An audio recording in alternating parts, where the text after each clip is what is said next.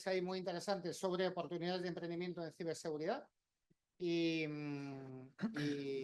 Bueno, como decía antes, no sé si os estáis planteando orientar vuestra carrera profesional hacia el mundo del emprendimiento, pero la idea es que entre Sergio, Alejandro, Javier y yo mismo os animemos a emprender ese, diríamos, interesante experiencia vital más que profesional, y que podemos contar un poco dónde están ahí los puntos calientes, las grandes posibilidades que puede haber en el mercado de ciberseguridad, que entendemos que hay muchos, y algunos consejos también que os podéis llevar en la mochila a día de hoy, ¿no?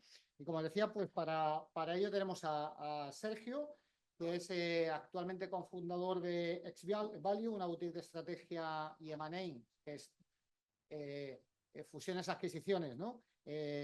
Para el sector tecnológico, y es también cofundador de XValue, que es una empresa que es un vehículo de inversión de startups tecnológicas. Con lo tanto, Sergio pues tiene una experiencia muy clara, muy sobre el terreno, desde el punto de vista del inversor, que es, digamos, quienes van a entrar de alguna manera a potenciar o a financiar y a darle crecimiento a esta iniciativa, a este startup. Alejandro Corletti es emprendedor, ¿vale? Es doctor en ingeniería informática, y bueno, él es un experto con más de 30 años de experiencia en distintas áreas tecnológicas, en redes, ciberseguridad, etcétera. Y bueno, es responsable de la empresa Darfe.es. Y luego Javier Soria es otro emprendedor.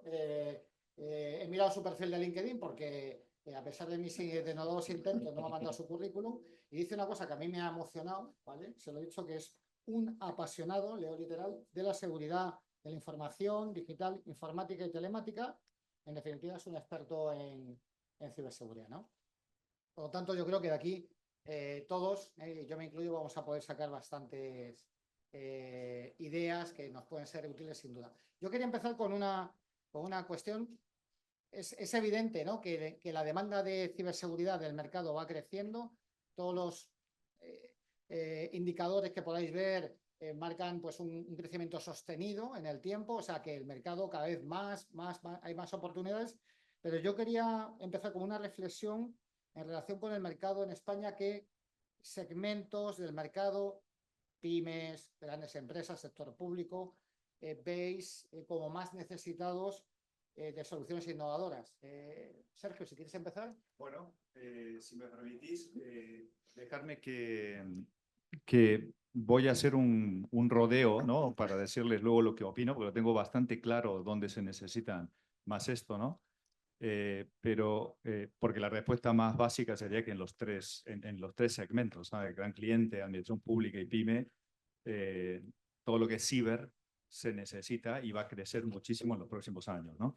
Pero si empezamos por las grandes compañías, que las grandes compañías son las que tienen más recursos en este momento, pues digamos que para emprender y buscar soluciones innovadoras en las grandes compañías hay un mercado, un océano rojo. O sea, ahí todas las grandes compañías multinacionales están trabajando en ello y las probabilidades de diferenciarse son menores, ¿no? Si lo veis últimamente en estas grandes clientes, en los propios consejos de administración, lo que más importancia se le está dando es a la inteligencia artificial y a la ciberseguridad, ¿no?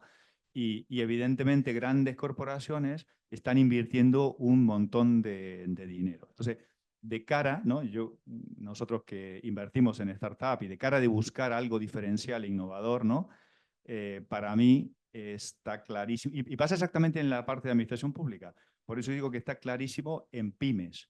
Lo que está totalmente descuidado el mercado es en pymes. O sea, nadie quiere ir a pymes, o las grandes corporaciones no están yendo a pymes. Y hay veces es muy tentador el emprendedor que dice, oye, yo voy a diseñar algo diferencial para gran cliente. ¿Por qué para gran cliente? Porque hay veces es más fácil llegar, o la cadena para llegar a vender allí es un poquito más corta, aunque luego los ciclos de venta son mayores, ¿no? Entonces, en PYME, yo estoy convencidísimo que se necesita en el mercado un producto diferencial, un producto que sea innovador. Y ya hablando de la palabra totalmente innovador, si le meto la palabra de innovación del producto, Luego, dentro de las pymes, en el sector, hay dos sectores muy clave, que son lo de salud y el sector de industria, lo que es OT, todo lo que es ciberseguridad en OT. Si os fijáis, si habéis tenido la oportunidad de ver el informe de Mario Draghi, ¿no?, que ha salido hace muy poquito tiempo, él dice que de la única forma que Europa compita con Estados Unidos y China, ¿no?, en esta batalla tecnológica, es no inventando superconductores, no inventando la compañía de tecnología líder, porque esto van ellos bastante más avanzados, sino que es transformando la industria, automatizando la industria con las tecnologías disruptivas, inteligencia artificial y tecnologías que están surgiendo. Y la ciber allí va a jugar un papel importantísimo en la industria. Y nadie está diseñando ese tipo de productos. Entonces, este es mi punto de vista, digamos. No, pues muy interesante, porque ayer estuve en una reunión que organizaba una empresa multinacional muy significativa de hiperescalares y decía, y era muy gracioso, decía, no, aquí el secreto no está en innovar, sino en ser muy rápido en aplicar la innovación. Y dije, sí, claro, la que tú has hecho, ¿no? Entonces, ¿cómo veis vosotros que en un mercado que es maduro en España, donde España, por cierto, somos uno de los países de referencia a nivel internacional en materia de ciberseguridad, por distintas razones, pero también por la calidad de la oferta y de las empresas que tenemos? ¿Qué es lo que tiene que hacer, desde vuestra experiencia? Y luego te pregunto a ti también, Sergio, una startup para permeabilizar el mercado, para competir con empresas súper consolidadas y tal. ¿Dónde tiene que estar ahí el punto, ¿no? ¿Dónde pueden buscar la diferencia, en vuestra opinión? Bueno, yo creo que hay dos nichos de mercado para el pequeño emprendedor o el autónomo, ¿no? Como, que es lo más complicado en este país, abrirse camino de autónomo. Hay algo que está muy vigente en toda la Unión Europea con mucha fuerza, que es el tema de la privacidad de los datos personales, ¿no?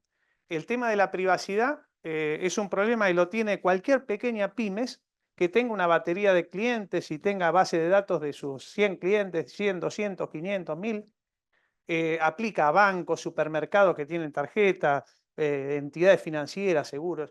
Y está saliendo mucha normativa pionera en Europa y sobre todo aquí que tenemos la Agencia de Protección de Datos.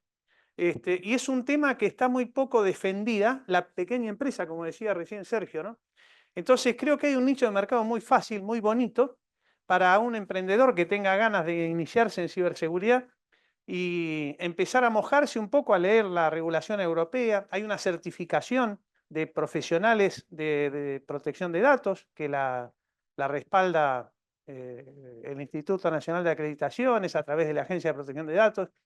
Esa acreditación es solo poder demostrar experiencia, horas de formación, y las empresas necesitan gente que sea un mix entre abogados y técnicos, entonces que sepan implementar medidas técnicas y legales en ciberseguridad. Y lo otro que me encanta, porque soy un fanático, es todo el tema de open source, ¿no? En esos ciclos que tiene la vida y mucho más la informática, ¿no? Creo que es el momento clave para esos viejos garajes de Silicon Valley donde se juntaban tres locos y empezaban a hacer cosas que terminó siendo Apple, ¿no?, o Microsoft. Entonces, ese nicho de mercado hoy creo que es un nuevo ciclo a través de desarrollo de código abierto, de open source. Hay muchos ejemplos concretos, ¿no?, de grandes pelotazos en los últimos 5 años de pibes que empezaron desarrollando productos aprovechándose de esa base de conocimiento que es el open source en el mundo, desarrollaron cosas en un garaje, en su casa, a pulmón, y lograron meter productos de mercado muy buenos, que es otra necesidad que tienen las pymes. Hoy una pyme no puede gastar en licencias de Office, de Microsoft, de Firewall, de IDS, de seguridad. Si dos, tres pibes desarrollan lo que ya está, con productos de iptables, de Squid, de Apache, con cosas que son gratuitas, desarrollan cosas novedosas, las van a vender, porque la pyme la necesita.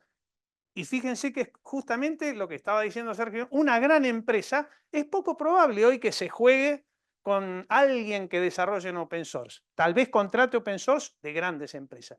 En cambio, las pymes y sobre todo las pequeñas pymes necesitan ese tipo de cosas porque abaratan costos. Entonces, uno puede ofrecerlo con el discurso de que encima van a pagar menos si me contratan a mí de lo que están gastándolo, porque van a evitarse un montón de costes adicionales. Entonces, cerrando, dos nichos de mercado que me encanta. Privacidad es un tema fácil para meterse hincando los codos, como hay que hacer las cosas bien en estos temas, ¿no?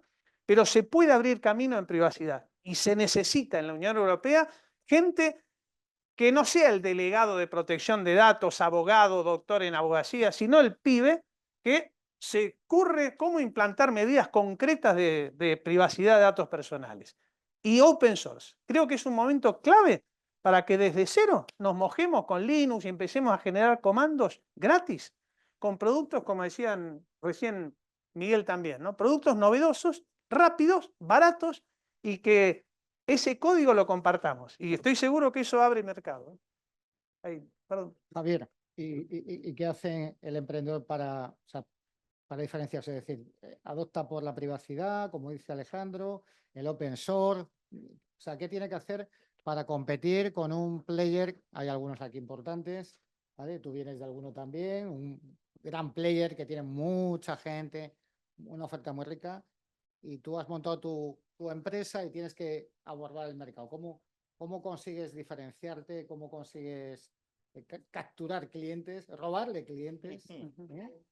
Bueno, estamos en el momento de la historia en donde emprender es lo mejor y lo más fácil del mundo. Siempre ha sido muy complicado por el precio.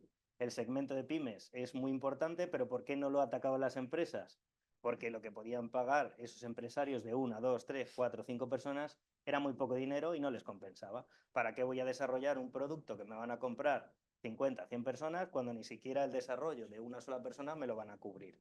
Entonces, ahora mismo una pyme, una startup con 2, 3 personas es capaz de generar productos muy buenos, como con open source, con inteligencia artificial. Es decir, la muleta de la innovación tecnológica ha conseguido que las grandes empresas no necesiten tanta gente para desarrollar servicios, y esa es la ventaja para la innovación vuestra. Podéis desarrollar rápidamente productos, ya sean nuevos innovadores o copias de los que ya existen. A veces no hace falta innovar, simplemente bajar el precio y quitarle alguna característica. Cogéis un par de inteligencias artificiales, desarrolláis algo que necesitan las pymes. ¿Qué necesitan?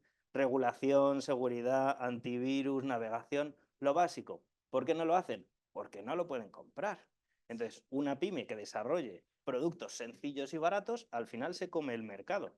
Aquí hay una frase muy antigua que dice: 100 millones de hormigas cagan como un elefante. Entonces, la pyme y la mediana, si tienes un producto barato, no más allá de 50 euros, porque no te lo van a pagar, pues eres capaz de conseguir un amplio mercado. Los ciclos de vida en las grandes empresas son 1 año mínimo y, como dice Alejandro, no os van a hacer caso, por lo menos al principio. Cuando ya tengáis una base de clientes, pues intentarán compraros. Pero lo mejor es que ahora la inteligencia artificial os permite tener una empresa con muy poca gente, muy pocos gastos y con productos muy buenos. Bueno, muchas gracias. Perdóname que se me ha ido a modo para no perder el guión.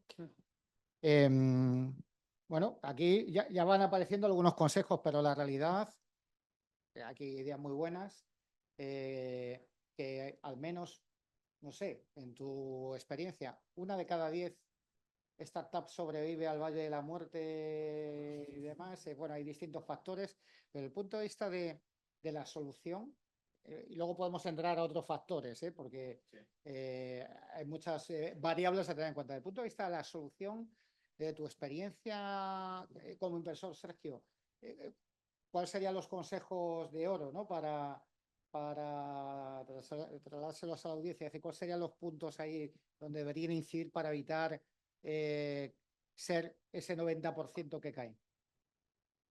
A ver si os puedo aconsejar correctamente, ¿no? Es verdad que entre un 90 y el 20% solo sobrevive a ese momento del Valle de la Muerte, ¿no? Lo que decía Javier, ¿no? Que estamos en el mejor momento de invertir, también es cierto, porque cuando nosotros éramos jóvenes, ¿no? Hace muchos años atrás, ¿no? No existía esto, no existía tanto dinero y no era tan fácil invertir. Lo que pasa es que luego, por otro lado, el que invierte, el que es emprendedor, es complicado. No es fácil, es solo este 20%. Por eso para mí es muy importante y al hilo de lo que estamos hablando, de invertir en startups de ciberseguridad, yo creo que es clave para diferenciarse que se busque un nicho, ¿no? No quererlo abarcar todo, tiene que ser un nicho que tú puedas y que haya un diferencial claro. Y cuando digo claro, es que hay que conocer al cliente.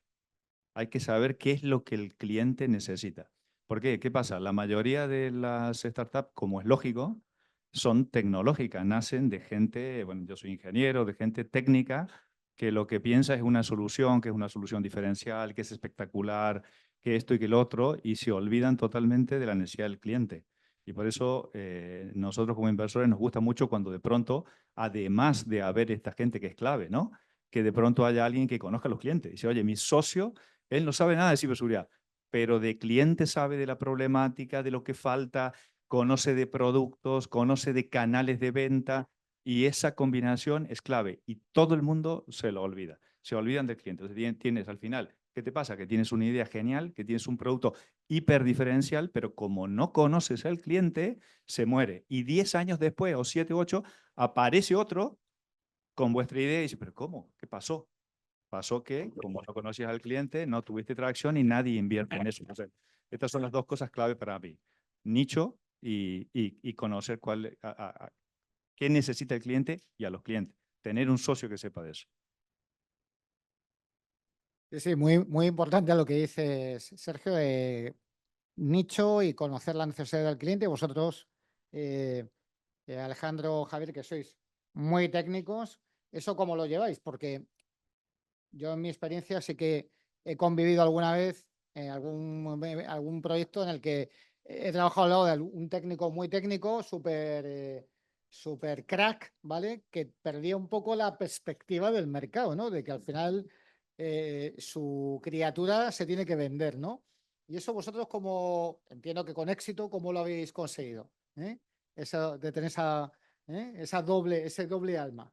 Bueno, ya hace 15 años por ahí, o más, 20, escribí un artículo que se llamaba En seguridad hay que hacer y saber vender. Y entre paréntesis, la biografía de Van Gogh. Y fue un artículo que se conoció mucho, porque Van Gogh fue un genio y vendió un cuadro solo a su hermano. O sea, no supo venderlo, ¿no? Entonces, en seguridad no hay que ser vendemoto, pero hay que saber vender también. La seguridad hay que convencer lo que es una inversión y no un gasto. Y para eso se hace, o sea, hay metodologías para demostrar que es necesario cuando uno hace un análisis de riesgo bien hecho, pone diferentes cursos de acción, hace un plan director de seguridad. O sea, hay un montón de medidas para que cuando uno ya está inmerso, no lo hablo para una startup, sino que lo hablo para alguien que ya está en el mercado de ciberseguridad, hay muchos indicadores para cuantificar la seguridad y poder demostrarle a los directores que necesito pasta para cumplir con las medidas de seguridad que yo propongo bajo un estudio serio, planificado, metódico. Entonces existe la forma de vender y hacer las cosas bien, no vender motos, ¿no? Como Van Gogh, digamos, no. Vender. Bueno, aquí la mayor parte de la problemática a lo largo de la historia con la gente técnica es que no les gusta hablar con las personas, es lo principal. Suelen ser personas de alto valor técnico, pero de poca sociabilidad. Entonces, ese problema lo vamos a tener ahora y siempre. Entonces, cuando encuentras una persona que técnicamente es competente y es algo sociable y potencia sus habilidades, al final tienes el experto preventa, vendedor o desarrollo de negocio. De esos no hay muchos. Al final te encuentras en el mercado un montón de gente que sabe comunicar con poco bagaje. Entonces, al final hay que hacer un mix muy potente a esas personas que técnicamente son muy competentes y darles, pues eso, talleres de sociabilización, enseñarles programación neurolingüística, lo cual es súper útil a la hora de convencer a la gente. El mismo mensaje dicho por alguien que sabe programación neurolingüística y por alguien que no lo sabe es ser capaz de vender, convencer o simplemente parecer amable.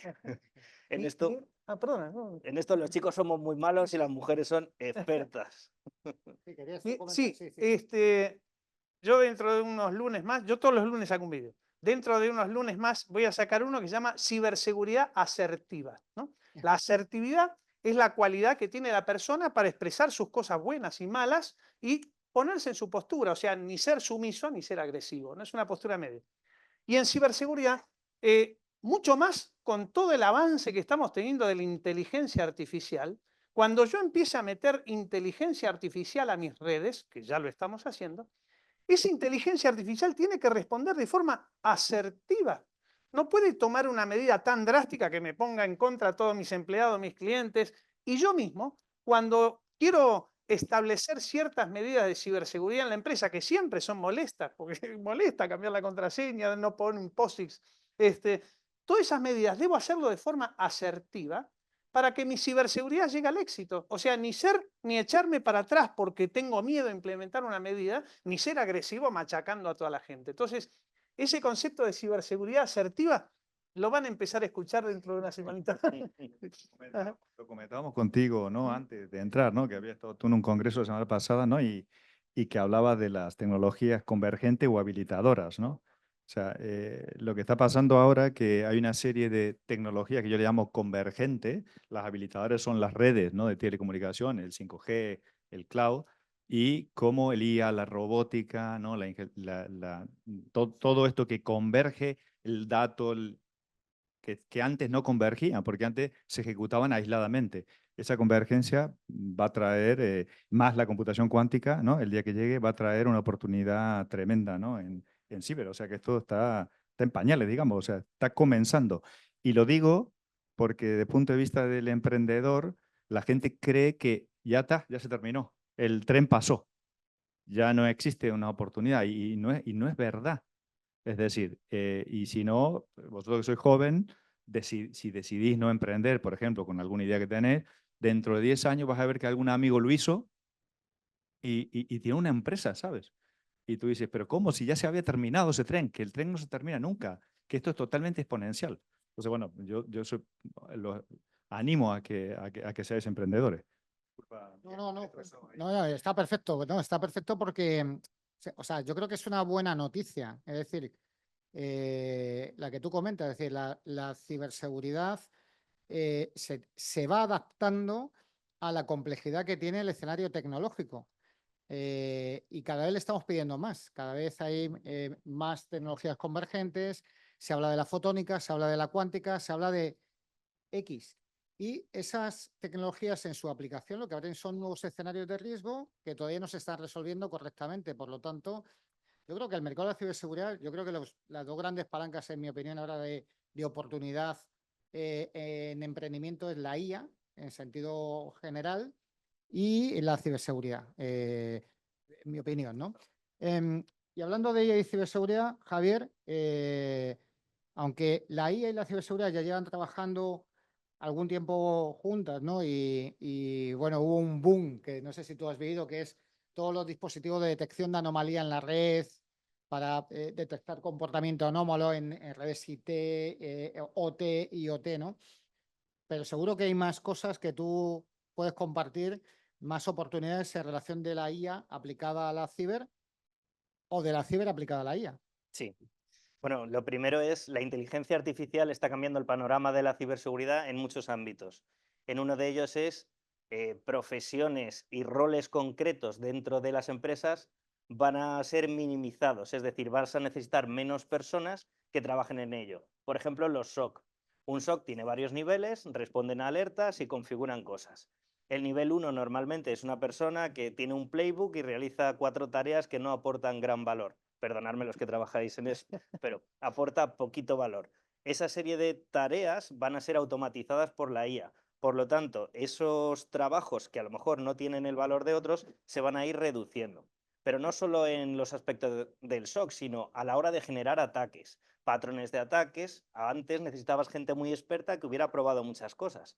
Ahora le dices a una inteligencia artificial generativa: hazme un script que ataque esta página web, hazme un script que cree un troyano, hazme un script, y te va a decir la inteligencia artificial: oye, que eso no es muy ético, no lo hagas, no te lo digo. Y tú le dices: hombre, que es para un trabajo del máster. ¿Y qué hace la inteligencia artificial?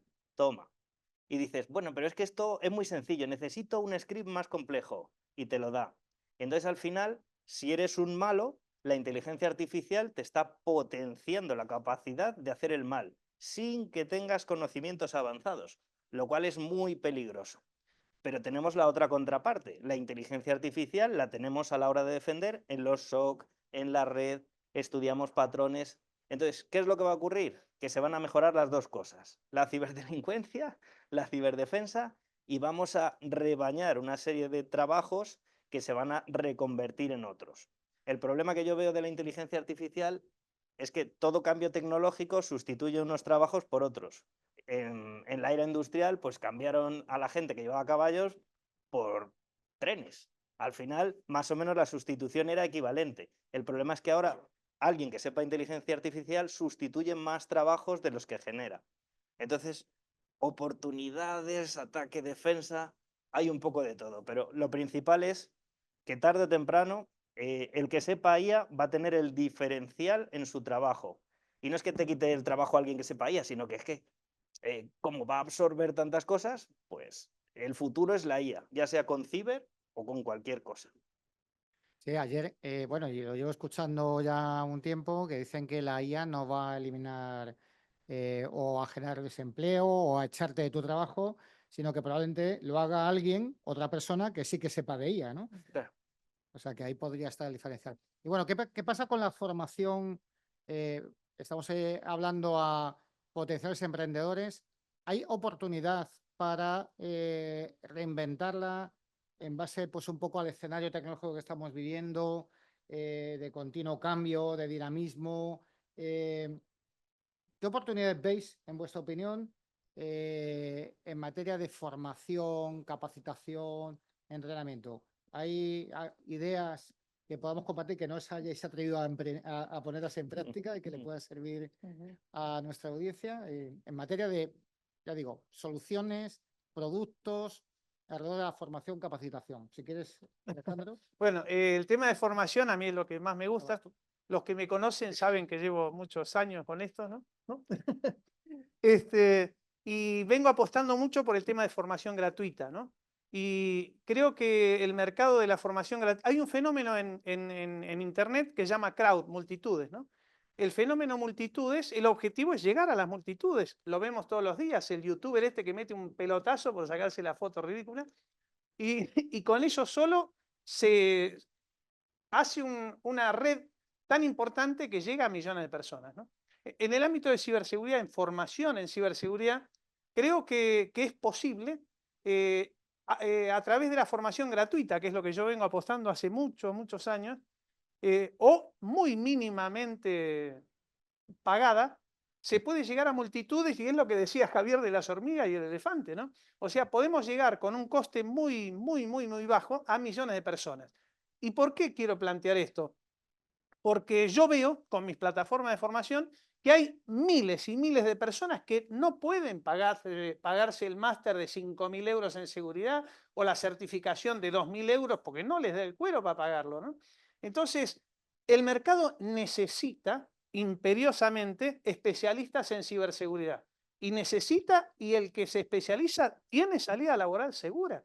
Entonces, si fuéramos conscientes, cosa que el gobierno español no lo es, y lo digo abiertamente, no lo es, consciente de la necesidad de subvencionar una formación de calidad gratuita, que no se está haciendo, podríamos llegar a tener especialistas que yo los llamo manitas, ¿no? Tener el especialista en ciberseguridad que me apaga el fuego en análisis de tráfico, en saber manejar un firewall, en colocar un sistema de detección de intrusiones, en armar procedimientos sólidos, en aplicar guías SIS, que son las guías de bastionado. O sea, hay nichos de mercado muy pequeñitos que se podrían hacer cientos de cursos muy baratos, como es el de fontanería, que uno sabe que hace un curso de fontanería y tiene salida laboral.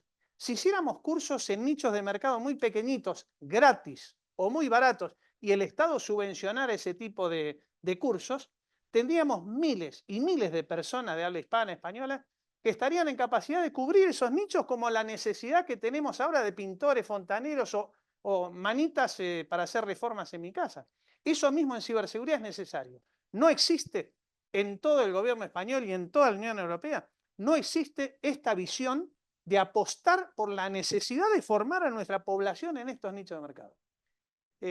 Creo que eso hay que hacerlo, hay que apostar, y ¿Es un esfuerzo? Sí, es 1 año, 2, 3, 4, 5. Cuando uno en el mercado demuestra que lo que está hablando en YouTube o está hablando en Internet tiene validez, sirve, es útil y sabe de lo que está hablando, empiezan a generarse el fenómeno crowd. Con ese fenómeno nos da de comer todos los días. Esa es una cosa que se puede hacer. Y si el Estado se diera cuenta de la importancia que tendría invertir en pequeñas empresas, en gente que sabe hacer estas cosas para ofrecerlo gratuitamente, yo creo que sería una de las cosas más importantes que hay que hacer a nivel Unión Europea, ¿no? Yo estoy 100% de acuerdo contigo, de esto sé menos, ¿no? Pero desde el punto de vista de inversión sí que se está buscando mucho el cambio de cómo formar con tecnología, ¿no? Y yo otros días estuve aquí en un concurso y escuché una presentación de una de las startups. Es clave la formación en los niños. O sea, el cambio tiene que... ¿Por qué? Porque tú dices, ¿por qué sale campeón del mundo Argentina en fútbol? Porque los niños juegan al fútbol. ¿Por qué España mejoró y ha salido campeón del mundo y seguirá haciéndolo? Porque se juega desde niño. Lo mismo en Nueva Zelanda, el rugby. O sea que al final es clave que esta formación se cambie la forma de enseñar y yo creo que con tecnología. Fijaros que yo he tenido la posibilidad de hablar en un consejo de administración de un sitio que es de formación y que es de formación de idiomas, además, y la preocupación que tienen es que se le va a desaparecer la empresa. O sea, ellos pensaban, dicen, oye, ¿qué hacemos? Porque hoy tenemos un éxito, a lo mejor somos los número 1 formando a gente en idiomas, pero dentro de 4 o 5 años desaparecerán totalmente si no hacen algo distinto. Y yo creo que ese algo distinto es en base a la tecnología. Y fíjate que aquí que yo doy unas clases aquí, también uno de los chicos me presentó un proyecto en su momento, hicimos un taller de también una idea de una startup de cómo cambiar la enseñanza de ciencias en la primaria y en la secundaria. O sea, más enfocado a entusiasmar y cambiar la forma de enseñar, pero puramente con tecnología y me encantó. Lo que pasa es que sabemos que es muy complejo. Pero hay dinero, hay muchos fondos que están dispuestos y que quieren ver ese cambio. Vale. Bueno, al final la inteligencia artificial nos genera en el ámbito educativo unas mejoras brutales con esa muleta para poder convertirnos en un rol que tenga un expertise amplio aunque no lo tengas. Entonces, puedes conseguir que perfiles junior con la inteligencia artificial, con una mínima formación, sean capaces de desarrollar tareas complejas. El problema que tenemos aquí es quién ha entrenado a esa inteligencia artificial y si tarde o temprano será buena o mala. Ahora tenemos gente con mucho conocimiento entrenando a la inteligencia artificial. El problema es que los chavales se están relajando, dejan de aprender, se apoyan en la inteligencia artificial y va a llegar en un momento que como se fían, el valor de la inteligencia artificial en ese ámbito, porque la gente que lo entrena cada vez va a ser peor, será malo. Entonces, lo de la inteligencia artificial ahora es muy bueno, pero si la gente no se forma, al final tendremos, entre comillas, tontos útiles que usan la inteligencia artificial entrenándola mal. Entonces, hay que seguir formando a la gente para que esos conocimientos de alta gama sigan nutriendo a la IA. Si no, al final será un poco complicado. Lo que decía Alejandro, hay que tener formación libre y gratuita para todo el mundo el que quiera aprender. Cuando quieras que te acoten el tiempo, pues tienes la pagada. Y luego tienes otros países como Estados Unidos que dicen, mira, a mí no me cuentes que tienes un título porque los títulos y la formación antigua no sirven ahora. Yo lo que busco es gente que sepa hacer las cosas y toda la agrupación de la CIA, el FBI y esto han dicho, mira, yo te hago un examen si quiero que seas un hacker, un pentester, y si me resuelves el ejercicio, te contrato. Me da igual lo que hayas estudiado. Entonces, son maneras de verlo. Siempre tienes que aprender, siempre tienes que formarte. A veces necesitas un título oficial y otras no. Pero lo que es impepinable es que tienes que aprender mucho, y más en este sector. Hay casos que, dependiendo de vuestra edad, conoceréis de manera más directa o más indirecta, que son ejemplos de cómo iniciativas, soluciones que estaban muy asentadas en el mercado, por falta de adaptarse a los tiempos, finalmente caen. Bueno, pues Nokia era líder en teléfonos móviles hace un porrón de años, que algunos a lo mejor no habían nacido, y Nokia al día de hoy no es un player relevante porque no supo adaptarse a algo tan sumamente innovador en aquella época como eran los smartphones, ¿no? Kodak hace unas cámaras magníficas y rollos de película y demás, porque lo creéis o no, hace tiempo las cámaras no eran digitales, ¿vale? Aunque os parezca sorprendente ahora, y perdió su cuota privilegiada de mercado por no saber tener un punto de visión. Y es un poco lo que estamos diciendo aquí, es decir, cosas que nadie pone en duda, que la formación y en tecnología es algo que es fundamental, ¿no? Pero yo creo que los hábitos, las costumbres, la manera de consumir los productos, el escenario al que nos enfrentamos cambia y yo creo que estos productos o estas soluciones se tienen que adaptar también. Bueno, yo creo que llevamos ya 40 minutos creo que de conversación y ahora tengo más preguntas, no os penséis que estoy escaseando aquí, que estoy vagueando, pero os quería abrir la oportunidad de que preguntaseis a Sergio, Javier, Alejandro, dudas hasta el momento que podáis tener, curiosidades, reflexiones. ¿Cuál de vosotros estaría dispuesto o ha emprendido o estaría dispuesto a emprender? Que levante la mano. Bueno, pues entonces, o sea, blanco y en botella, tenéis yo creo que la magnífica oportunidad de lanzar ahí preguntas difíciles, que yo creo que seréis capaces de contestar, ¿no? Bueno, digo en casa y a lo mejor no están en casa. De online nos preguntan, dice, hola, como potencial emprendedor me preocupa el siguiente escenario. Los ataques son cada vez más sofisticados. Un delincuente se puede permitir que un ataque funcione o no y con esos ataques se vuelve cada vez más experto. Del otro lado, un cliente de mi empresa necesitaría que el entorno de ciberseguridad que yo le ayude a implantar resista cualquier ataque. Tengo la impresión de jugar en desventaja. ¿Cuál es vuestra opinión? Y vosotros sois técnico, ¿no? Bueno, cualquier ataque, un poco exagerado el muchacho, ¿no? No existe la fortaleza invulnerable ni existió a lo largo de la historia. Entonces, prepárate para ofrecer lo mismo. Y por más que haciendo clic en Internet cada vez tengas más potencia para atacar, haciendo clic en tu propia red también tienes cada vez más potencia para defenderte. Es el ciclo de la vida, del ataque, la defensa, el contraataque, la contradefensa. Es la realidad.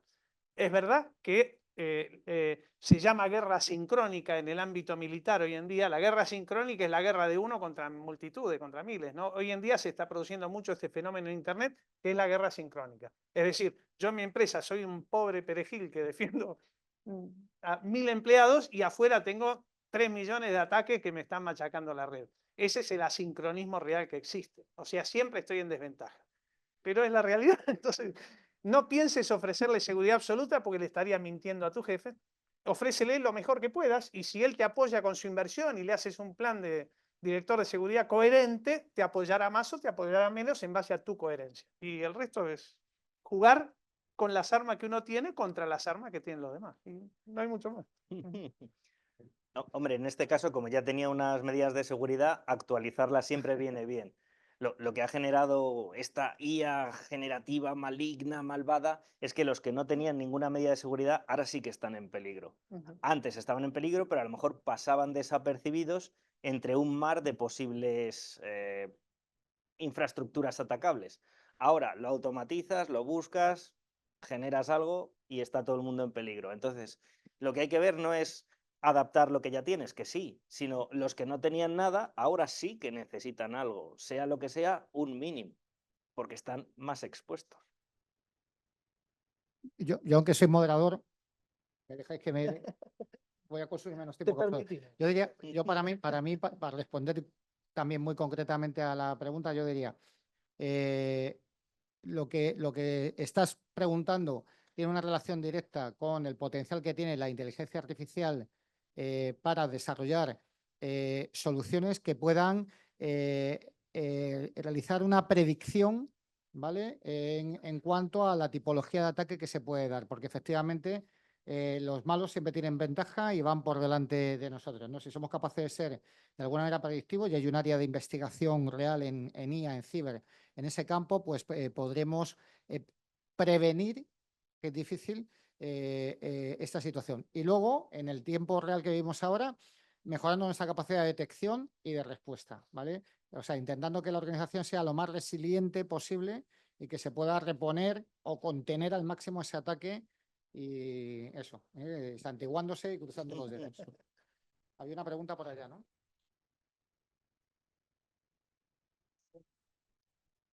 Hola, buenas. Bueno, habéis hablado un poquito de IA y de ciberseguridad. Mi pregunta va un poco dirigida, bueno, se ve que cada año los ciberataques son más y más y más. Ahora mismo hay un gran movimiento de varias empresas intentando realizar una IA generativa para la consecución de pentesting en general.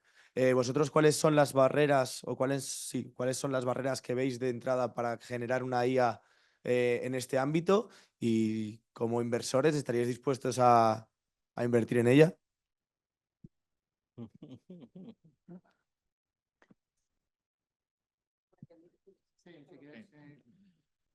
De invertir siempre, este es el tema de invertir. O sea, si tú a los inversores dices dónde vas a invertir, vas a invertir en este tipo de cosas. Lo que pasa es que luego, cuando uno invierte, se miran otro tipo de cuestiones, ¿sabes? Es decir, lo que yo decía, y es clave el nicho que atacas, cuál es el tamaño del mercado, ¿no? Y qué probabilidades tiene. O sea, el inversor al final ve la probabilidad que tiene de multiplicar esto. No sé si sabéis que los venture capital, ¿no? Invierten, si hablamos en un porcentual de 100%, ¿no? El 20% pretende multiplicar entre 10 y 30. Entonces, para tú multiplicar en ese 20% de las que elige, tienen que ser startups que ellos vean que se puedan multiplicar el valor, ¿no? del momento, de la inversión, de la inversión que haga, entre 10 y 30. ¿Qué significa esto? Que tienen que ser startups bastante globales. Esto es clave. No tiene que ser una startup que solo se pueda vender, además de en un nicho, pero que se pueda vender solo en un mercado, porque es muy particular el mercado. Tiene que ser bastante globales, ¿no? Entonces, hay esos parámetros. Yo estoy convencido de que cada vez habrá más dinero. Es verdad que este año, estos 2 últimos años, ha habido una disminución de inversión de un 40%. Y se nota, pero esto se va a reactivar ahora con el cambio de los tipos de intereses, se va a reactivar y esto va a ir cada vez a más. O sea que yo creo que oportunidad la hay. Los fondos, hoy el tema de moda es la inteligencia artificial, el tema de la automatización, de la robótica, de la visión artificial, la ciberseguridad. O sea, son temas de moda totalmente. O sea que yo creo que esto no va a parar jamás. O sea que para mí, claro que sí.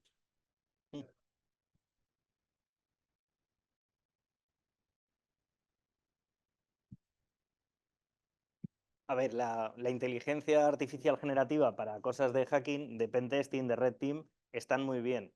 Lo que pasa es que vas a tener el blue team que también va a tener la inteligencia artificial para defender.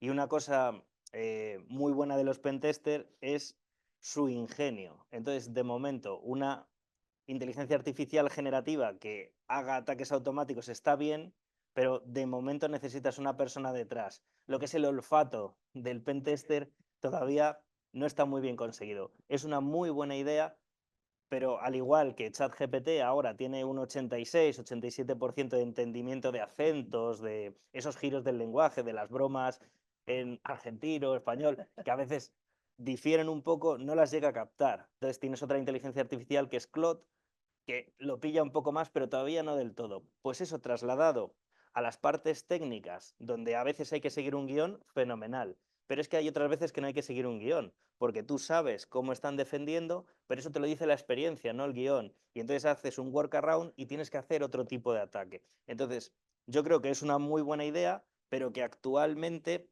no está muy conseguida. Tendrías que esforzarte bastante en darle ese plus de, ¿cómo dicen? ¿No? De la experiencia que es un grado. Entonces, de momento, le falta madurez a ese tipo de cosas. Pero no solo le veo negocio en ciberseguridad, sino en el ámbito militar. De hecho, ha habido en el ámbito militar varias inteligencias artificiales que han puesto para gestionar dispositivos de guerra que han dicho, es que lo que me estás mandando no me gusta, me desconecto. ¡Ostras! Un sistema de lanzamiento de misiles que le dices dispara ahí, dice que no, te desconecta y dice que no, pues, ostras, qué peligro, ¿no? Entonces, le falta madurez, es una buena idea, pero de momento en esa parte necesitas al humano. Y aparte, mira, yo creo, yo me dedico más que nada a ciberseguridad en red, ¿no? Entonces, yo siempre, hay un concepto de Cisco muy viejo que habla de el ruido de red, ¿no? el ruido de red es como el director de orquesta, ¿no? Que está escuchando los 100 instrumentos y sabe que el violín 4 está desafinado en la cuerda 2. Porque el tipo tiene tan afinado su oído a la red, a la orquesta, que es capaz de diferenciar el violín en la cuerda 4 y el violín que está allá. En red sucede lo mismo. No te hablo de sistemas, de exploit sobre sistemas, porque no entiendo de eso, pero de red. Yo sé lo que es el ruido de mis redes. Entonces, si tú me quieres vender un producto de inteligencia artificial, yo creo que valoraría muchísimo más, como dice Javier, la solución novedosa. En principio me tienes que demostrar que tú sabes de ruido de red también, que tu inteligencia artificial sabe de lo que es la sinfonía de esta red, ¿no? Y después me tienes que convencer a mí, que sé de redes, no a mí, te digo, no por mí, al director al que tú le vayas a vender el producto, lo vas a tener que convencer a ese tipo que sabe lo que es la red, que le estás ofreciendo a través de tu capacidad, no de tu plataforma, sino de tu capacidad en inteligencia artificial, que te ha formado en inteligencia artificial para ofrecerme un valor agregado. Entonces, fíjate que tienes que conocer de redes, tienes que conocer de inteligencia artificial, y no es solo la IA. La IA tampoco hagamos un mito de la IA. Ojo que esto de la IA viene avanzando paso a paso a través de sistemas inteligentes, de prevención de intrusiones, de reglas automáticas. Hay muchas cosas que dieron pie a lo que es la inteligencia, pero tampoco, ojo, que no está, hay un cambio sustancial, pero atrás de eso está el hombre que la programa, porque si tú no me vas a vender a mí tu capacidad para ese nuevo valor agregado sobre la sinfonía de mi red, te va a costar vendérmela, la verdad. Yo, sin querer polemizar, no estoy muy de acuerdo. Estoy parcialmente de acuerdo, nada más. No, lo digo, yo desde mi perspectiva, nosotros estamos trabajando, somos un centro tecnológico, hacemos innovación para terceros en modelo de Open Innovation. Tenemos ahora mismo entre 15, casi 20 proyectos para distintos clientes donde aplicamos la IA a la ciberseguridad. Estamos aplicando, y hay un poquito de confusión. En algunos casos IA generativa, pero hacemos más IA predictiva. Hacemos analítica inteligente de datos, hacemos prospectiva, hacemos programación de lenguaje natural. Estamos haciendo en distintos casos. Lo estamos aplicando en base al requisito de cliente a muchísimos casos. Detección de anomalía en la red, predicción de la amenaza, análisis inteligente de información en SIEM, análisis de señales de satélites para detectar comportamiento no. O sea, hay un ámbito muy grande, muy grande. Si es cierto lo que decís, hay que tener en cuenta dos factores. Y con esto termino, perdón. Uno, el algoritmo, porque la IA no es magia, es un algoritmo que tiene que estar bien programado y datos, ¿vale? Y datos para entrenar ese algoritmo. Cuando una de las dos cosas falla, que normalmente fallan la calidad de los datos, pues al final tienes un proyecto, y lo estoy viendo en algunos casos, fallido. Y ese es un poco el riesgo. Es decir, tú si abordas una solución de IA en ciberseguridad, tienes que tener garantizado que tienes datos de calidad estructurados y de valor para poder entrenar los algoritmos. Y la persona, Miguel, y la persona que sabe programar. Siempre, Vale. claro, siempre. Claro. Yo en Funitec no contrato sí. personas que no sepan. Sí, eso es como el valor de los militares que se nos supone. Pues el factor humano no lo he comentado, pero también es fundamental. Pero sí, yo creo que hay grandes oportunidades a día de hoy. A ver, que creo que hay una pregunta por aquí. Buenas, yo soy Adrián Castillo y quería preguntaros a vosotros que os dedicáis al mundo de la ciberseguridad, ahora con el naciente mundo de los ordenadores cuánticos y cómo se va viendo que igual empiezan a ser muy buenos para resolver algunos algoritmos de encriptación y tal. Si en el mundo de la ciberseguridad hay preocupación por a dónde puede llegar esto, si a lo mejor hay más expectativa de ir viendo qué pasa, si se piensa que no va a llegar bueno, pues eso, cómo están las cosas respecto a esto. Sí.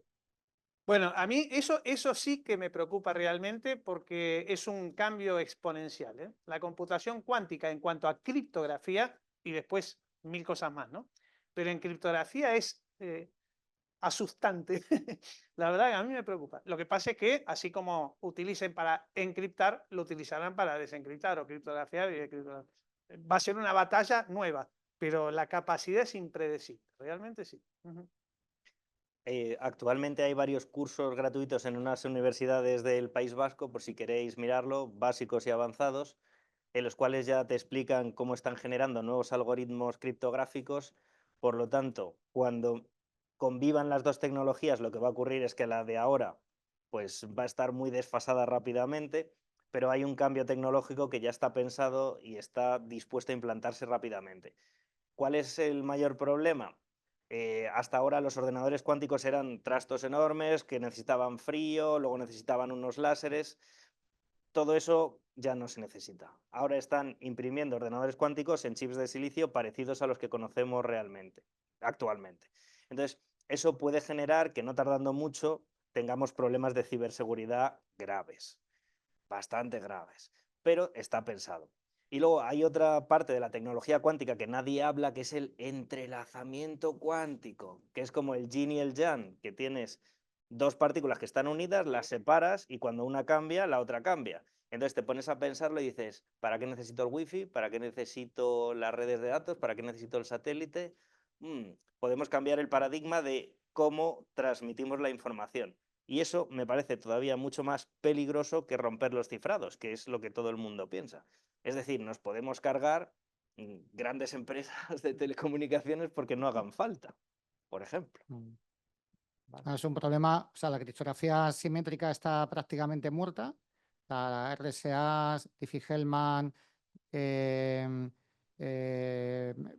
fin, y otros modelos están prácticamente muertos. Y la simétrica básicamente se puede sobrevivir aumentando la longitud de clave, porque directamente un ataque cuántico estándar que conocemos ahora lo reduce a la mitad, la longitud de clave, es decir, la fortaleza, ¿no? Entonces, bueno, yo creo que esa es un riesgo real, pero hay una gran oportunidad de cada riesgo. Sí. Es decir, toda la criptografía postcuántica, pero no solamente que es un campo matemático teórico, sino la aplicación de la criptografía postcuántica a soluciones, eso va a ser impresionante. Y otro tema, otra gran oportunidad es todo el inventario de activos cifrados con criptografía precuántica, el inventariarlo y el poderlo solucionar con la criptografía postcuántica, y hay otra, oye, empieza a trabajar porque hay otra magnífica oportunidad. No sé si tenemos a lo mejor una pregunta más, quizás. ¿Tenéis alguna cuestión más, algo que queráis comentar con ellos? No sé si en casa. De momento no, ¿no? No, de momento yo creo que podemos. No sé si queréis. Eso es una última reflexión. No, una reflexión no, que eso es en concreto.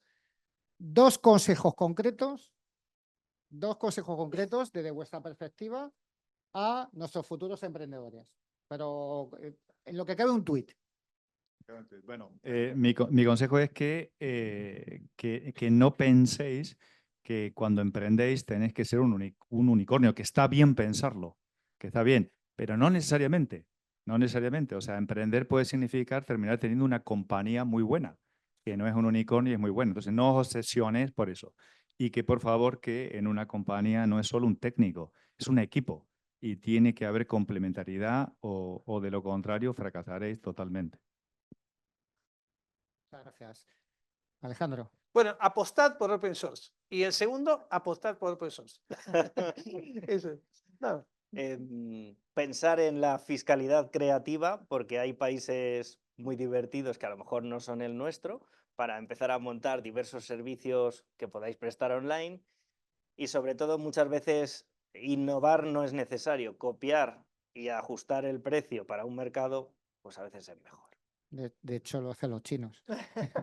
Oye, pues nada más. Yo creo que hemos consumido el tiempo. Muchas gracias a los tres, Sergio, Alejandro, Javier, y les pido un aplauso para ellos.